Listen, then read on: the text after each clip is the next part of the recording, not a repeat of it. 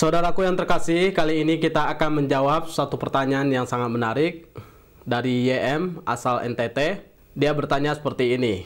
Saya mau tanya Pak Pendeta, mengapa banyak sekali yang posting tentang firman Tuhan? Ada banyak nama gereja yang baru, saya bingung. Jadi memang tidak bisa kita pungkiri bahwa sekarang ini adalah era digital. Begitu banyak postingan-postingan, informasi-informasi yang bisa kita baca melalui media secara online. Sehingga ketika kita punya handphone, kita punya media sosial, kita bisa membaca semua hal di dalamnya, termasuk juga ayat-ayat firman Tuhan, khotbah-khotbah, kemudian informasi-informasi tentang gereja-gereja yang menurut kita baru. Padahal sebetulnya kalau bicara tentang gereja, mungkin baru kita tahu karena semuanya muncul di media sosial. Sehingga menimbulkan suatu pertanyaan. Jadi, menurut saya dalam hal ini, kenapa kemudian begitu banyak ayat-ayat firman Tuhan yang bermunculan di media sosial melalui pemberitaan media online? Karena kita sempat menghadapi yang namanya COVID. Jadi, orang susah sekali beribadah, sehingga pada saat COVID lah, orang menggunakan media sosial dengan luar biasa. Bukan hanya orang di kota loh, tetapi juga orang-orang di desa. Mereka menggunakan media sosial untuk yang pertama beribadah. Karena pada era COVID lah, orang menggunakan gadgetnya, handphonenya, iPadnya, termasuk juga laptopnya untuk beribadah secara online. Nah, tidak ketinggalan juga ada pribadi-pribadi yang menggunakannya. Membagikan firman Tuhan, menulis ayat-ayat, dan kemudian mereka mengirimkan renungan lewat tulisan maupun lewat khotbah secara video. Jadi makin banyak postingan ayat-ayat, secara positif sebetulnya itu memperkaya kita. Karena apa? Ya berarti semua orang bisa akses dimanapun mereka berada, termasuk semua agama. Mereka bisa membaca firman Tuhan. Bahkan mereka bisa mendengarkan kesaksian, termasuk juga mendengarkan khotbah, renungan. Karena semua orang bisa akses, semua orang bisa masuk ke dalamnya. Jadi sebagai orang Kristen, bagaimana kita menyingkapinya? Yang pertama kita harus tahu ya, selain daripada ajaran benar, tentu juga ada ajaran yang salah. Selain daripada orang Kristen, tentu juga ada agama yang lain. Kadang-kadang semuanya itu sepertinya mirip dalam segi pengajaran, bahkan dalam segi pemahaman postingan ayat-ayat. Tetapi waktu kita memahami, cara berpikir bisa saja berbeda. Bahkan secara doktrinal bisa saja berbeda. Nah, disinilah kita perlu kritis. Kita perlu memfilter, belajar Alkitab. Jadi jangan bergantung dengan ayat-ayat diposting di media. Kita perlu dengan bijaksana untuk memfilter semua pengajaran yang kita baca, yang kita dengar, bahkan yang orang bagikan.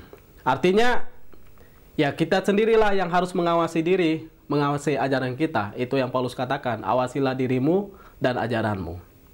Supaya kita tahu mana ajaran benar, mana ada ajaran yang salah. Ya kalau kita nggak ngerti, ya datang kepada pendeta, tanya, Pak, kalau saya memfollow ini, cocok nggak secara ajaran iman Kristen yang kita percaya dengan pemahaman yang benar? Kalau saya mengikuti postingan dari gereja ini, tulisan, ayat-ayat, termasuk khotbah, cocok nggak? Kita lihat semuanya. Sehingga kita tidak asal ya mengikuti pengajaran karena ini semua Kristen.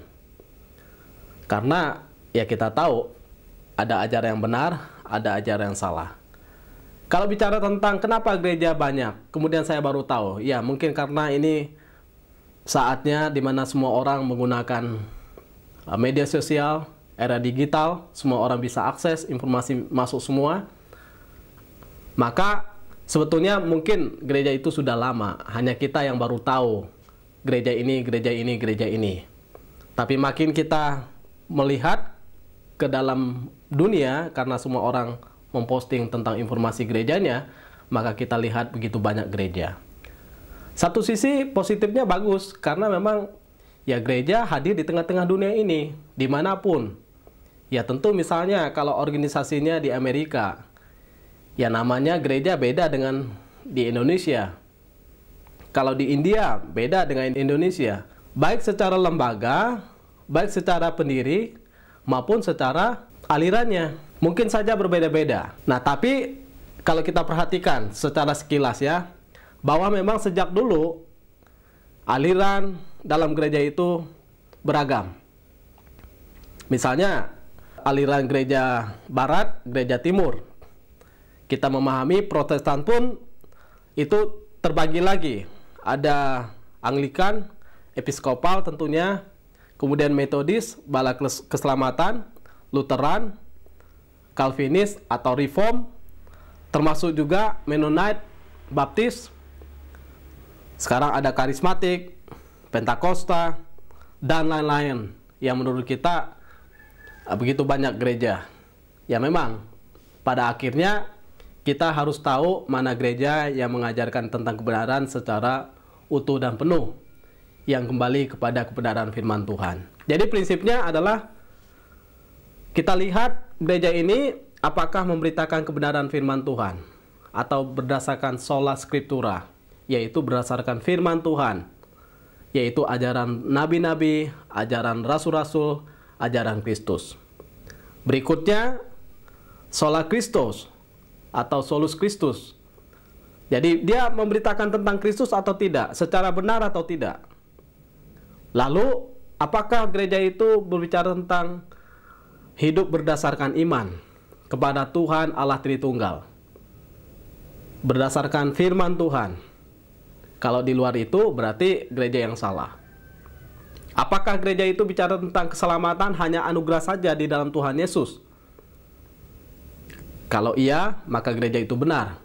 Tapi di luar itu, karena perbuatan baik, karena plus-plus, itu gereja yang salah. Pada akhirnya kita harus memahami bahwa gereja yang benar bicara tentang segala sesuatu hanya untuk hormat kemuliaan nama Tuhan. Karena segala sesuatu dari Dia, oleh Dia, untuk hormat kemuliaan namanya. Jadi dalam bagian ini saya ingin sarankan bahwa ikutilah gereja yang benar, ikutilah media sosial atau akun-akun yang memposting ayat-ayat yang benar, pemahaman yang benar, supaya kita bertumbuh, supaya kita hidup menjadi berkat dan memuliakan nama Tuhan. Karena dalam 2 Timotius pasal 3 ayat 16, segala tulisan yang diilhamkan Allah memang bermanfaat untuk mengajar, untuk menyatakan kesalahan, untuk memperbaiki kelakuan, dan untuk mendidik orang dalam kebenaran. Jadi dengan begitu banyak ayat firman Tuhan, renungan, khotbah kita dengar, bahkan sebetulnya dengan begitu banyak gereja yang benar, itu memperkaya kehidupan orang percaya. Terpujilah nama Tuhan, kiranya saudara dikuatkan dalam iman. Amin.